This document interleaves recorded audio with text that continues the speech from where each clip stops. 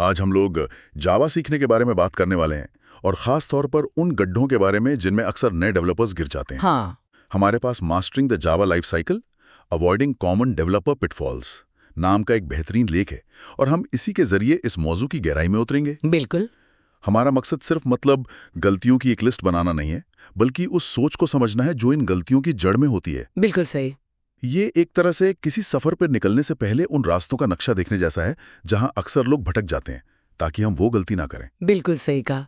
और ये सिर्फ नए लोगों के लिए नहीं है। मैंने देखा है कि कुछ साल के अनुभव वाले डेवलपर्स भी हाँ, इन आदतों में फंस जाते हैं, क्योंकि बात सिर्फ कोड चलाने की नहीं है। हाँ। बात है मजबूत, भरोसेमंद और लंबे समय तक चलने वाला सॉफ्टवेयर बनाने की। तो चलिए सबसे बुनियादी लेकिन सबसे अहम गलती से शुरू करते हैं। चले शुरू करते हैं। तो लेख की पहली और सबसे बड़ी बात ऑब्जेक्ट ओरिएंटेड प्रोग्रामिंग यानी ओओपी को लेकर है।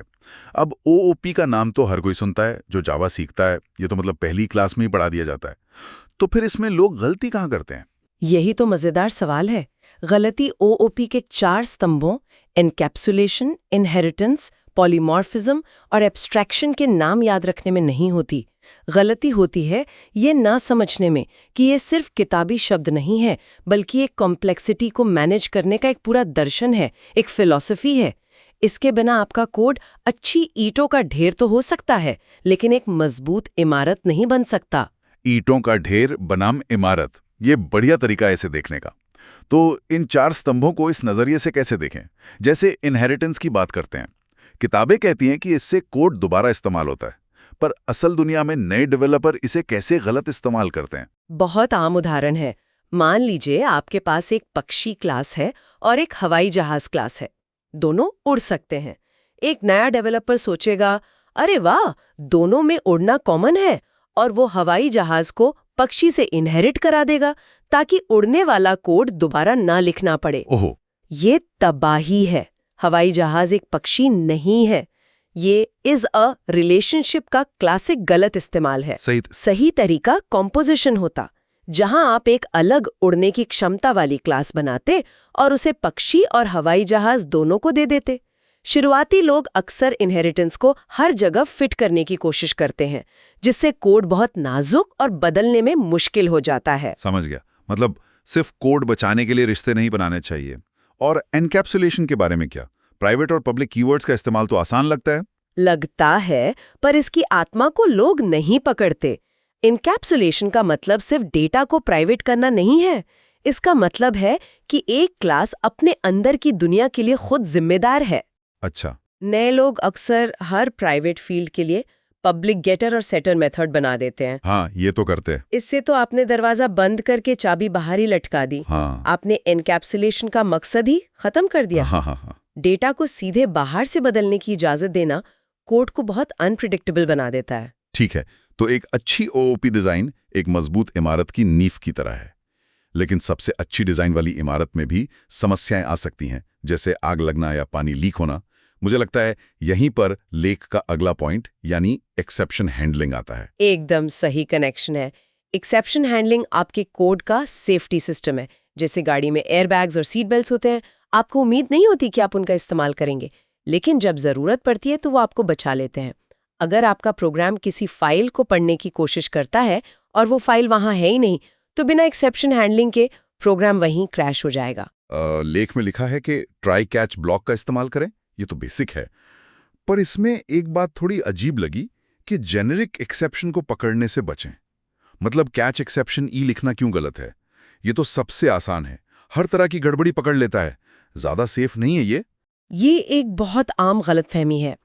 कैच एक्सेप्शन ई लिखना ऐसा है जैसे आप डॉक्टर के पास जाएं और डॉक्टर कहे, हाँ आप बीमार हैं, बस इतना ही। आपको फायदा क्या हुआ?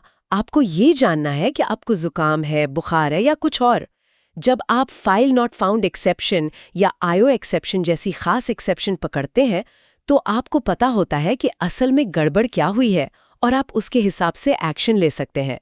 जेनेरिक एक्सेप्शन पकड़ने से डीबगिंग एक बुरे सपने जैसी हो जाती है, क्योंकि आपको पता ही नहीं चलता कि समस्या की जड़ क्या थी। ये एक बेहतरीन उदाहरण है। तो गलतियों को संभालना एक बात है, पर उन्हें पहली बार में ढूंढना भी तो जरूरी है। यहीं पर टेस्टिंग की बात आती है। जिसे लेख के मुताबिक नए लोग अक्सर नजरअंदाज कर देते हैं। और ये बहुत खतरनाक आदत है। ये मेरी मशीन पर तो चल रहा है, ये शायद एक डेवलपर के मुंह से निकलने वाला सबसे मशहूर और सबसे खतरनाक जुमला है। बिल्कुल। टेस्टिंग कोई बाद में किया जाने वाला काम नहीं है, ये डेवलपमेंट का एक अटूट हिस्सा है। लेख JUnit जैसे फ्रेमवर्क का जिक्र करता है, लेकिन मैं कहूंगी कि सोच को बदलने की जरूरत है। टेस्ट ड्रिवन डेवलपमेंट TDD के बारे में सोचें, जहां आप कोड लिखने से पहले उसके लिए टेस्ट लिखते हैं। कोड से पहले टेस्ट, ये तो उल्टा लगता है। शुरू में लगता है, लेकिन ये आपको कोड के मकसद के बारे में बहुत साफ सोचने पर मजबूर करता है। आप पहले तय करते हैं कि कोड को क्या करना चाहिए, फिर आप वो कोड लिखते हैं जो उस टेस्ट को पास करे। इससे ना सिर्फ बग्स कम होते हैं, बल्कि आपकी डिज़ाइन भी बेहतर होती है। ये सुनिश्चित करने जैसा है कि आप अपनी मंजिल तय करने से पहले ही सफ़र शुरू नहीं कर रहे हैं। तो अब तक हमने कोड की नींव मतलब OOP और उसकी सुरक्षा यानी एक्सेप्शन और टेस्टिंग पर बात की। लेकिन कोड लिखना सिर्फ अकेले का काम नहीं है, और यहीं पर प्रक्रिया और आदतें आती हैं। लेख में वर्जन कंट्रोल जैसे गिट का इस्तेमाल न करने को एक बड़ी गलती बताया गया है। हाँ, और ये एक ऐसी गलती है जो एक शौकिया प्रोग्रामर को एक पेशेवर से अलग करती है। गिट की बेसिक्स कमिट, ब्रांच, मर्ज तो शायद ज्यादातर लोग जानते हैं, पर लेख का असली इशारा इसे एक आदत बनाने की तरफ है। दिक्कत गिट सीखने में नहीं, दिक्कत रोजाना छोटे मतलब वाले कमिट करने के अनुशासन में आती है। मतलब वाले कमिट से आपका क्या मतलब है? मतलब ये कि हर कमिट आपके प्रोजेक्ट की कहानी में एक नया अध्याय होना चाहिए। कोड अपडेटेड जैसा कमिट मैसेज किसी काम का नहीं है। सही बात है। Fixed login bug for users with special characters in password, ये एक कहानी बताता है। आपकी कमिट हिस्ट्री आपके प्रोजेक्ट का इतिहास है। जब 6 महीने बाद कोई गड़बड़ी होगी, तो यही इतिहास आपको बताएगा कि कब, क्यों और किसने कोई बदलाव किया था। ज्यादातर नए लोग ये कहानी लिखना ही भूल जाते हैं। ये बात समझ में आती है। और इसी से जुड़ा हुआ एक और पॉइंट है, अकुशल और गंदा कोड लिखना। लेख में किस सिद्धांत का जिक्र है? Keep it simple, stupid. लेकिन क्या हमेशा सिंपल कोड लिखना मुमकिन है? कभी कभी प्रॉब्लम इतनी जटिल होती है कि कोड भी जटिल हो ही जाता है। ऐसे में क्या करें? ये एक बहुत अच्छा सवाल है। सादगी का मतलब छोटा या आसान कोड नहीं है। सादगी का मतलब है स्पष्टता। स्पष्टता। हाँ, कोड ऐसा होना चाहिए जिसे कोई दूसरा डेवलपर आसानी से पढ़ और समझ सके। नए डेवलपर्स अक्सर सोचते हैं कि बहुत कॉम्प्लेक्स, एक लाइन में बहुत कुछ करने वाला कोड लिखना स्मार्टनेस की निशानी है, जबकि पेशेवर दुनिया में इसका उल्टा सच है। सबसे स्मार्ट कोड वो होता है जिसे समझने के लिए आपको स्मार्ट होने की जरूरत ना पड़े। और जहां तक जटिल समस्याओं की बात है, तो उसका समाधान है रीफैक्टरिंग। रीफैक्टरिंग यानी कोड को बेहतर बनाना। हाँ, लेकिन ये कोई एक बार का काम नहीं है। ये एक लगातार चलने वाली प्रक्रिया है। जैसे एक माली अपने बगीचे की लगातार छंटाई करता रहता है, वैसे ही एक अच्छे डेवलपर को अपने कोड को लगातार साफ और सरल बनाते रहना चाहिए। और इसका एक बड़ा हिस्सा है पहिए का दोबारा आविष्कार न करना। बिल्कुल। जावा की अपनी इतनी बड़ी और शक्तिशाली स्टैंडर्ड लाइब्रेरी है। किसी लिस्ट को सॉर्ट करने के लिए अपना एल्गोरिदम लिखने से पहले देख तो लो कि collections.sort पहले से मौजूद है, जो शायद आपसे बेहतर लिखा गया है और पूरी तरह से टेस्टेड है। तो अब तक हमने उन समस्याओं को देखा है जिन्हें हम देख सकते हैं, जैसे बुरी डिजाइन, क्रैश या गंदा कोड। लेकिन कुछ समस्याएं ऐसी होती हैं जो दिखाई नहीं देती, पर वो धीरे धीरे आपके एप्लीकेशन को अंदर से खोखला कर देती हैं। कई बार एप्लीकेशन धीरे धीरे स्लो हो जाती है और फिर बंद हो जाती है। लेख में मेमोरी मैनेजमेंट पर भी बात की गई है। शायद इसका उससे कोई लेना देना है। बिल्कुल, यही मेमोरी लीक है। और ये जावा में बहुत मुश्किल हो सकता है, क्योंकि लोग सोचते हैं कि गार्बेज कलेक्टर है तो मेमोरी की चिंता करने की क्या जरूरत है। हाँ, गार्बेज कलेक्टर को आप एक ऑटोमेटिक सफाई करने वाला रोबोट समझिए। वो कमरे में घूमकर सारा कचरा उठा लेगा। लेकिन अगर आपने किसी कचरे के थैले को "ये मेरा जरूरी सामान है" का लेबल लगाकर कसकर पकड़ रखा है, तो रोबोट उसे नहीं छुएगा, भले ही वो अंदर से सड़ रहा हो। और ये कचरे को पकड़कर रखना कोड में कैसे होता है? और उन्हें कभी हटाते नहीं हैं, तो वो ऑब्जेक्ट्स हमेशा मेमोरी में रहेंगे। भले ही उनकी जरूरत खत्म हो गई हो। अच्छा। गार्बेज कलेक्टर उन्हें नहीं हटा सकता, क्योंकि स्टैटिक लिस्ट का रेफरेंस हमेशा मौजूद रहता है। धीरे धीरे ये कचरा इतना बढ़ जाता है कि एप्लीकेशन की सारी मेमोरी खा जाता है और वो क्रैश हो जाती है। तो इसका समाधान? इसका समाधान है कि जब किसी ऑब्जेक्ट की जरूरत ना हो तो उसका रेफरेंस हटा दें, उसे नल कर दें, ताकि सफाई वाला रोबोट अपना काम कर सके। और अब हम आते हैं आखिरी और शायद सबसे डरावने विषय पर, कॉन्करेंसी। एक साथ कई काम करवाना।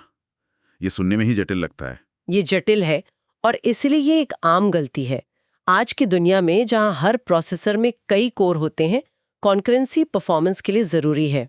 लेकिन अगर इसे ठीक से हैंडल ना किया जाए तो ये उन समस्याओं को जन्म देती है जिन्हें ढूंढना और ठीक करना लगभग नामुमकिन होता है। जैसे कि रेस कंडीशन या डेडलॉक। ये असल में होते क्या हैं? इसे ऐसे समझिए। मान लीजिए आप और आपका दोस्त एक ही गूगल डॉक पर एक ही वाक्य को एक ही समय में एडिट कर रहे हैं। आप लिखते हैं द स्काई इज ब्लू और आपका दोस्त लिखता है आसमान नीला है। अगर सिस्टम ठीक से नहीं बना है तो आखिर में वाक्य क्या होगा, ये इस बात पर निर्भर करेगा कि किसका कीस्ट्रोक पहले रजिस्टर हुआ।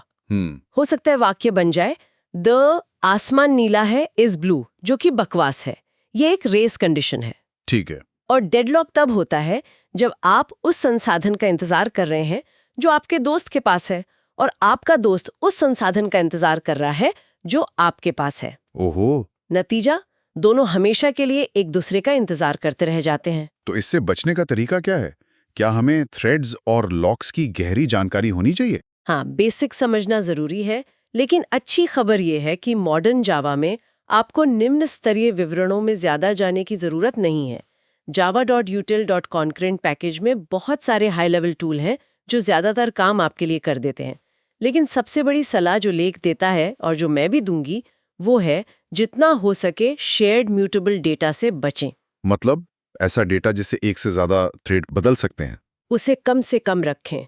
ज्यादातर कॉन्करेंसी की समस्याएं इसी एक चीज से पैदा होती हैं। तो अगर हम इस पूरी चर्चा को समेटें तो हमने 8 प्रमुख गलतियों को देखा।